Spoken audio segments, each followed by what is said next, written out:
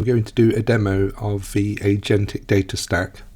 This is something ClickHouse have put together for using LLMs to analyze data which is stored in ClickHouse. It consists of a few components. So we have ClickHouse at the bottom, which can obviously store lots of real-time data. We have an MCP server, which makes it easier for our LLMs to work with that data. And then we have LibraChat, which is a front end for kind of chatting with the data and also building agentic experiences. And then there's a new component which has been added, which is LangFuse, which is all about observability and supporting the development of your LLM-based apps. And all of these integrate together in this fashion. So you can check out this page here. So in terms of a demo, I have a ClickHouse database on the left here. I'll have to log in again. It has one table, and if I select star from equity trades, limit to format vertical, we can see that they all look like this. So it's fake synthetic data. And we have trade IDs, symbols, currencies, the amount bought, order types, and a bunch of kind of analytics about spreads, volatility, cancellation reasons. There's a million rows in the table. So over here I have LibraChat, and this is a front end to the Agentic data stack. For now, we're just kind of chatting with a model, and I've configured in the MCP server, which talks to this database over here. And I'm choosing to use Anthropic. I find it's really good for kind of SQL tasks, slightly better than OpenAI in my experience, but if we do want to use other models or local models or OpenRouter, we can do so. I'll start with a really high level question like, please summarize my trading data. I'll give it a little clue here just to get started from an equity trading database. Not sure if that's necessary. So the first thing it needs to do is go and have a look at the database. So we're doing list database, and it's found the equity trading database, and then we're going to list all of the tables. It's found the one table, and it will look at the kind of columns. So on the first run, it has to build some context. What we're then going to do is go and trigger a bunch of queries in parallel against ClickHouse. So I think we've got almost 10 there, and this kind of perfectly illustrates why we need a super fast, scalable, interactive database behind us. If these queries were taking ages, if we could only run 2 or 3 at once, if the cost of kind of the concurrent workload became too high, then it's just not going to work. And there's very few databases which can support these types of experiences, is my opinion. I think ClickHouse is definitely the best one around to be doing this. So then, all of the data came back from the LLM, and Claude has then analysed it and given us some kind of analysis. It's not just about presenting numbers on the screen. It will also, bring some domain knowledge in, and we can see, it's looked at the average slippage, considers that to be a strong execution quality. It's looking into fees, it's looking at this kind of failure rate and why we're getting a lot of cancelled, and this should be operational risk. So let's continue and drill down into that. So please analyse the settlement failures and cancellation rates over time for our top 5 brokers. So it's going to have to do that in stages. It's going to have to find our top brokers and then pull down the data for just those, and then drill into settlement failures and cancellation rates. And so we can see it's kind of thought through the process. First thing I'm going to do is get the top 5 brokers, because we obviously want to limit our queries to the smallest possible subsets of data, ideally. Interestingly, what I'd do in a production setting is I'd connect this to LangFuse. I can see how people are interacting with the data, and then I could bring that back into my data schema. So for instance, if people are often querying on the broker, maybe it's a good candidate for a materialized view or skip indexes and stuff like that. So I think some knowledge of ClickHouse can have a better experience over here.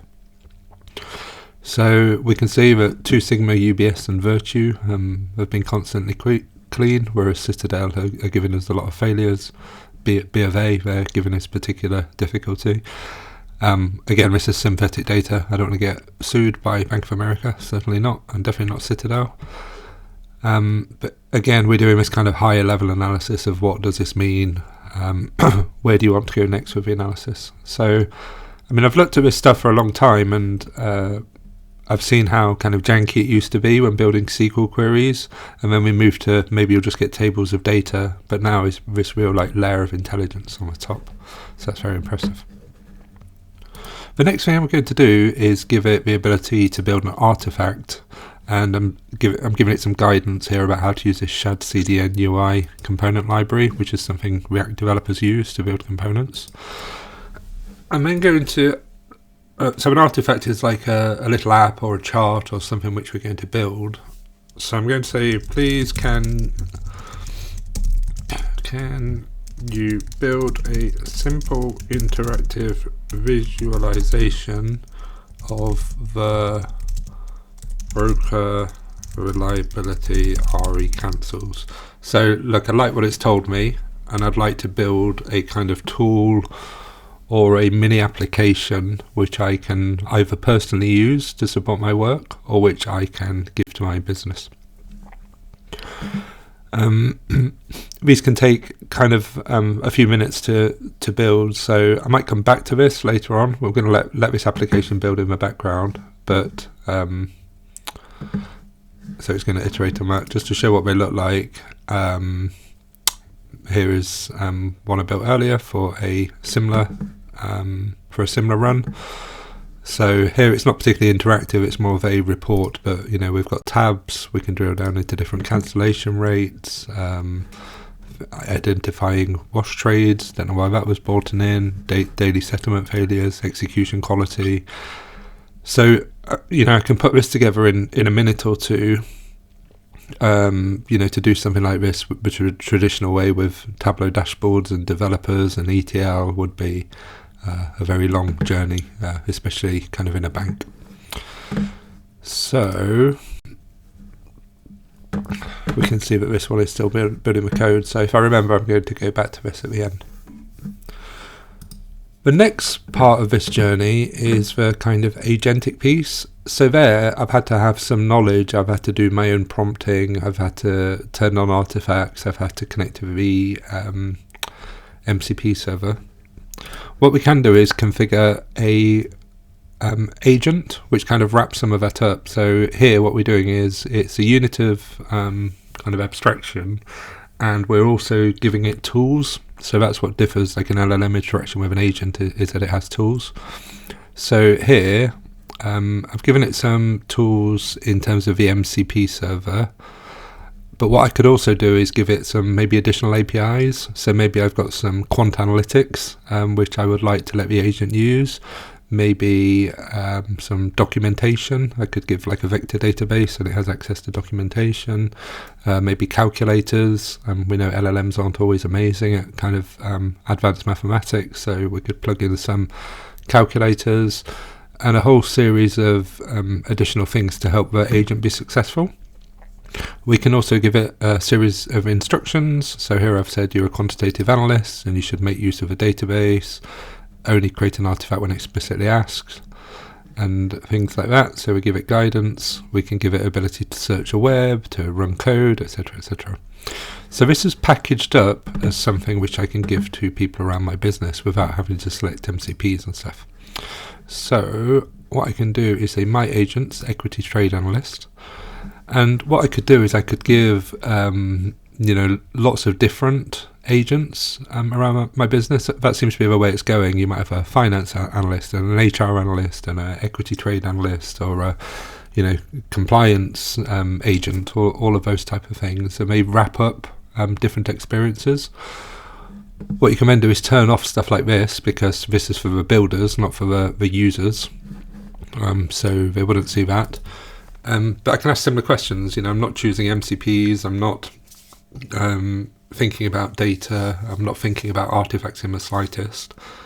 I'm just going to ask a totally different question, like, please analyze the maintenance margin over time and its correlation with, I want to have something a bit more mathematical, with leverage ratio. So these are two fields here. We've got maintenance margin and leverage ratio, which I think are totally independent concepts. What I'm hoping we can do is find the relevant fields in the schema, pull back the data, do some kind of correlation analysis across the two. Because they are totally different concepts and I've got random data, I would hope we're going to find zero correlation. What it may then choose to do is build an artifact for us without me explicitly asking and without, explicitly giving permission to use artifacts. So yeah, as predicted, we are initially exploring the database structure. We're then going to run a series of select queries. Don't have to do too many, it looks, to answer this question. What we can see it doing is it pulls back some data, it analyses it, it thinks, and then it goes back to get the next batch of data. And again, I think only ClickHouse can support use cases like this because it has to be fast, interactive, and things like that, scalable from a kind of cost and concurrency perspective. So what have we found? So we are looking at maintenance margin over time, what's changing. From a correlation perspective, we found a weak negative correlation, and I think that is just because it's total randomness, it's just statistical noise. But that is good. But we've actually gone and done that. I don't know what it's used under the hood, like a Pearson correlation or something.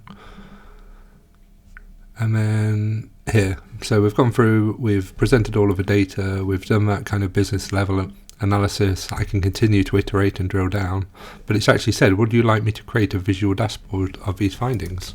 So yes, please create that visual dashboard with a selector by broker.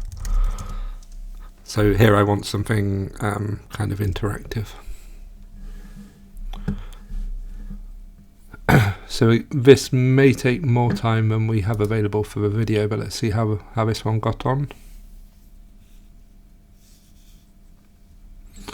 So this was the one I did at the start of the video, looking at the broker reliability. Again, a bit of a kind of summary as to what's happened. Bar charts for cancellation rates and settlement failures, cancellation shares, a time-based view. This is just because it's synthetic data. Broker details. We've identified a wash trade. We can drill down further here. So relatively, I wouldn't say sophisticated level of analysis, but it's not just kind of bar charts. We're really thinking about the domain and surfacing more kind of statistical information. So yeah, fairly vanilla, I guess. I could have prompted it to go deeper and use more kind of data science activities, but out of the box, we are where we are. I suspect this one is still running, but you can see successfully going in the background. So I'll pause there. This was the Agentic data stack. ClickHouse at the bottom. I think it's the only database which can serve these types of user experiences. The MCP in the middle, helping out the LLM to interact with ClickHouse. The LibreChat UI on the front end. We looked at a kind of normal chat interaction and an agent-based interaction. And I think this is super impressive. I mean, I would much rather be doing my BI and analysis like this rather than even writing SQL queries, to be honest. But definitely if I was in a situation where I needed to have people build dashboards and reports for me in something like Tableau, I mean, this is just so much faster, so much more interactive, so much more exploratory. So I think this is a brilliant direction. I'm glad that this is finally becoming viable for production. So thank you.